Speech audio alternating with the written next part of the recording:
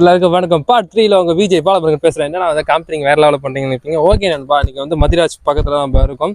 மதிராஜை பத்தி part 2 1 part 1 சிங்கம் 3 மாரி சூர்யா படம் மாரி போட்டுட்டே இருக்கும். இந்த பார்ட் 3 வந்து ஒரு சுவாரஸ்யமான தகவல். அவர் எதில் இன்ட்ரெஸ்டா இருக்காரு, அவர் பண்ண சாதனைகளை வந்து நான் வச்சிருக்கேன். என்னடா புக்கு அப்படியே வாய்ப்பாடம் கேட்பீங்க. இந்த வாய்ப்பாடில் நண்பா, அதாவது தினமலர்ல வார மலர்ல வந்து அவர் ஏதுன அந்த கவிதைகள்லாம் வந்து பிரைஸ் வாங்கியிருக்காரு. 2000 ரூபாய் சன்மானம் வாங்கியிருக்காரு நம்ம மதிராஜ். இது எப்படி இந்த ஆர்வம் இவருக்கு வந்துச்சு, அதை பத்தி சுவாரஸ்யமான தகவலை உங்களுடன் பகிர்ந்து கொள்வது உங்கள் விஜய் பாலமுருகன். இப்போ வீடியோ போவோம், நல்லா பார்த்துக்குங்க. நான் ஸ்லைட்ல போடுறேன். ஓகே மதிராஜ், உங்களோட திறமையை பற்றி சொல்லுங்க. முன்கூட்டியே ஒன்று சொல்லிடுறேங்க. இப்போ நீங்கள் சாதனை பண்ணியிருக்கேன்னு சொல்கிறீங்க. நீங்கள் சொல்கிற போல் நான் எதுவும் சாதனைலாம் பண்ணலைங்க. எனக்கு வந்து எழுத்தில் வந்து ஆர்வம் வந்து சிறு வயதுலேருந்தே இருந்துகிட்டு இருந்தது. அது வந்து கவிதை எழுதுறதா இருக்கட்டும், இல்லை கதை எழுதுறதா இருக்கட்டும், அல்லது மற்ற விஷயங்கள் நம்ம பார்க்கக்கூடிய காட்சியை வந்து ஒரு கட்டுரையாக எழுதுறதா இருக்கட்டும், இதில் வந்து எனக்கு ஆர்வம் வந்து சிறு வயதுலேருந்து இருந்துகிட்டு இருந்தது. அதை படிப்படியாக நான் வளர்த்து பத்திரிகைகளுக்கு வந்து கவிதை எழுதி அனுப்புறது, சின்ன சின்ன கதைகள் எழுதி அனுப்புறது, அல்ல மற்ற விஷயங்கள் நம்ம பார்க்கக்கூடிய விஷயங்கள், கேட்கக்கூடிய விஷயங்கள், அது மாதிரி எழுதி அனுப்புறது, இது போல் வந்து தொடர்ந்து வந்து பண்ணிக்கிட்டே இருக்கேன்.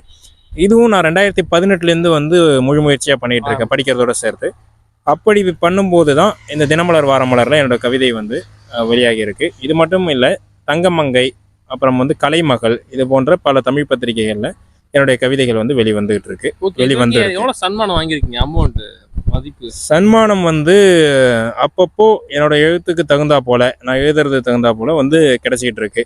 அதனால மொத்தமாக கணக்கிட்டு சொல்ல முடியாது. ஆனால் என்னுடைய செலவுக்கு வந்து கிடைச்சிக்கிட்டு தான் இருக்கு. கிடைச்சிட்டு இருக்கு. ஐட்ரேட்லாம் வரமாட்டாங்க. அதாவது சன்மானம் வந்து இந்த புக்கில் இருக்குது 2000, அதுமாரி 1500, 500, 1000, இதுமாரி. இதை தாண்டி கதைகள் ஏதோன்னு சொல்லிட்டு சில விஷயங்களை கேள்விப்பட்டேன்.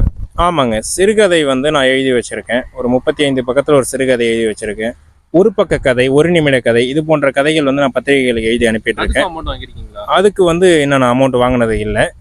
என்னுடைய இந்த ஒரு தேசப்பற்று அப்படிங்கிற தலைப்பில் ஒரு நிமிட கதை வந்து தங்கமங்கைன்னு ஒரு இதழில் வந்து 2023 வந்து வெளியாகிருக்கு. அதோட எதுவும் இருக்குங்க. அதுக்கு அமௌண்ட்லாம் தரமாட்டாங்க. ஒரு சில பத்திரிகைகள் வந்து நமக்கு வந்து கதையாக இருக்கட்டும், கவிதையாக இருக்கட்டும் வந்து சன்மானமோ அல்லது வந்து பரிசு தருவாங்க கதைக்கு. ஆமாங்க, கதைக்கு. ஒரு சில பத்திரிகைகள் வந்து தரமாட்டாங்க. அது வந்து எப்படி போடுறது? நம்ம இப்போ எனக்கு போற எனக்கு வந்து கவிதை தெரியும், நான் இதில் எழுதுவேன். இதுக்கு வந்து அது எப்படி ரெஃபரன்ஸ் பண்ணுறது? நீங்கள் எந்த ஒரு பத்திரிகைக்கு வந்து ஏதோ ஒரு படைப்பு, அது கதையாக இருக்கட்டும், கவிதையாக இருக்கட்டும், எழுதி அனுப்பணும்னு முடிவு பண்ணிட்டீங்கன்னா அந்த பத்திரிகையை நீங்கள் முதல்ல முழுசாக வாசிக்கணும்.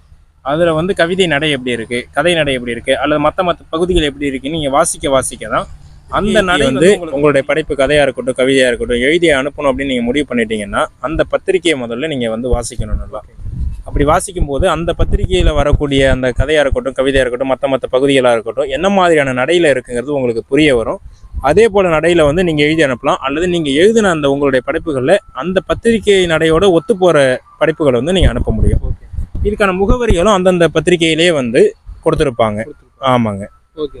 அதுக்கப்புறம் வந்து உங்களோட திறமைகளும் தமிழில் வந்து ரொம்ப இன்னும் கதைகள் எழுதுறீங்க. இதை தாண்டி அந்த நிமிடல் படம் ஜெயரவி மாரி பல விஷயங்கள் வந்து உங்கள் ஊரில் வந்து சில விஷயங்கள் பண்ணிருக்கீங்க. அந்த சோசியல் சர்வீஸ், மக்களுக்கான ஒரு விஷயம் வந்து உங்களுக்கான உரிமை கிடைக்காத மாரி நீங்கள் எதிர்த்து ஒரு குரல் கொடுக்குறீங்களே, அது எப்படி உங்களுக்கு வந்தது? சோசியல் சர்வீஸ், மக்கள் அந்த விஷயம் உங்களுக்கு பிடிச்சிருக்குன்னு முன்னாடி சொன்னிருந்தீங்க, அதை பற்றி சொல்லுங்கள். சோசியல் சர்வீஸ் எதனால? உரிமைக்கு குரல் கொடுக்குறோம் அப்படிங்கிற விஷயம் கிடையாதுங்க. நம்மளோட உரிமைகளை நம்ம எப்படி அடையிறது அப்படிங்கிற வழி தான் நான் வந்து சிந்திச்சு வச்சுருக்கேன். அது வந்து சட்டப்படியான வழிகள் தான் எல்லாமே.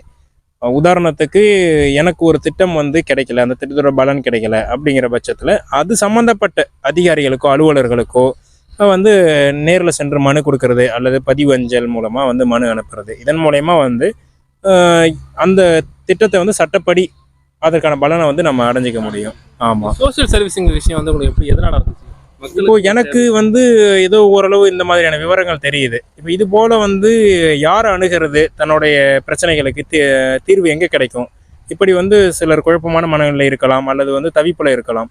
இப்படிப்பட்டவங்களுக்கு எனக்கு தெரிஞ்ச விஷயங்களை நான் அவங்களுக்கு சொல்லி அதன் மூலயமா வந்து அவங்களுக்கு பலன் கிடைக்கும் அப்படிங்கிற ஒரு நம்பிக்கை, கிடைக்கணும் அப்படிங்கிற ஒரு எதிர்பார்ப்பு, ப்ளஸ் வந்து அந்த சேவை நோக்கம், இதனால் வந்து எனக்கு தெரிஞ்ச விஷயங்களை அவங்களுக்கு சொல்லித்தரேன். அவங்களுக்கு ஏதாவது பிரச்சனைகள் அப்படின்னா இந்த துறைகளை வந்து நீங்கள் அணுகுங்க, அரசு துறைகளை, அல்லது நீங்கள் வந்து இவங்களை வந்து மீட் பண்ணிங்கன்னா உங்களுக்கு வந்து நீங்கள் கேட்கக்கூடிய விஷயங்கள் வந்து கிடைக்கும் அப்படின்னு சட்டப்பூர்வமான வழிகாட்டுதல் மட்டும் நான் வந்து செஞ்சிகிட்டு இருக்கேன் தொடர்ந்து.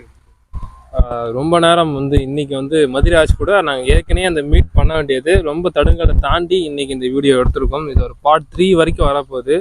என்னோட சேனலில் இது ஒரு மாறுபட்ட வீடியோவாக இருக்கும். ஏன்னா ரொம்ப நாள் நான் வந்து தோன்றிச்சு ஒரு சமூகத்தில் நல்ல ஒரு விஷயங்களை பண்ணுறது. ஒரு இளைஞர் தன் கனவுக்காக போராடி கொண்டே இருக்கின்றார். அவரோட வெற்றி பயணம் வந்து இன்னும் கொஞ்சம் தூரத்தில் தான் இருக்குது. அவரோட ஐஏஎஸ் ஆகணும் தான் எங்களோட கனவு. அதை தாண்டி எனக்கு பல விஷயங்கள் இருக்குது. என் சேனலில் வந்து ரொம்ப நாள் வீடியோஸ் போகிறதுனால என்ன பல ஆச்சுன்னு கேட்டிருந்தீங்க. பல விஷயங்கள் எனக்கு ஐடியாஸ் இருக்குது. அதுக்கப்புறம் நான் ஒரு கதை ஒன்று வச்சுருந்தேன். அந்த கதையும் மதிராஜ்கிட்ட சொல்லியிருக்கேன். ஆமாங்க. அந்த கதை வந்து நான் சொன்ன விஷயத்த வந்து அவர் வந்து பக்காவாக எழுதி அதை வந்து நான் வந்து இந்த நாளிதழில் நான் அது பப்ளிஷ் பண்ணலான்னு ஒரு ஐடியா இருக்குது நண்பா. அது வந்து அந்த கதை வந்து ஒரு நம்பிக்கையான ஒரு கதை. அது வந்து ஒரு மனுஷன் எப்படி ஜெயிக்கணும்னு சொல்லிட்டு ஒரு கதை. அந்த கதையின் தலைப்பு வந்து என்ன இன்னும் டிஸ்கஸ் பண்ணல. கூடிய சீக்கிரத்தில் ஒரு 2 வீக்ஸ் 3 வீக்ஸில் அந்த கதையை வந்து நான் வெளியிட போகிறேன். அதோட பாதி பங்கு வந்து இவரோட ரைட்டிங் தான். நான் சொன்ன கதையாக ரைட்டிங்காக பண்ணி அதை ரிலீஸ் பண்ண போகிறோம். அதுக்கு நல்ல சப்போர்ட் கிடைக்கும்னு நம்புகிறேன்.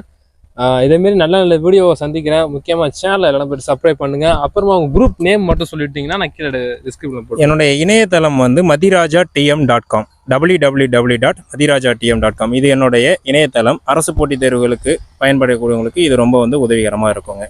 டெலகிராம் குரூப் வந்து ஏற்கனவே சொன்ன மாதிரி t.me all-gov.govt வரும் exam materials அப்படின்னு வரும். இது எல்லாமே வந்து டவுனில் வந்து வரக்கூடிய அந்த கேஸ் வந்து போட்டுக்கணும். ஓகே, அது எல்லாமே லிங்க்ல உங்களுக்கு பக்காவாக கொடுத்துட்றேன். மதிராஜ் உங்களோட கனவு வந்து வெற்றி ஆகட்டும் சொல்லிட்டு நான் வாழ்த்துக்கள் சொல்லிக்கிறேன். அதேமாரி ரொம்ப நன்றிங்க. ரொம்ப நன்றி நண்பா. நீங்கள் இவ்வளோ நேரம் டைம் ஸ்பெண்ட் பண்ணதுக்கும் அதுமாதிரி கேமராமேன் தலைவனுக்கும் நன்றி சொல்லிட்டு இந்த வீடியோவை விடைபெறுகிறது உங்கள் விஜய் பாலமர்காண்டு மதிராஜ் சமூக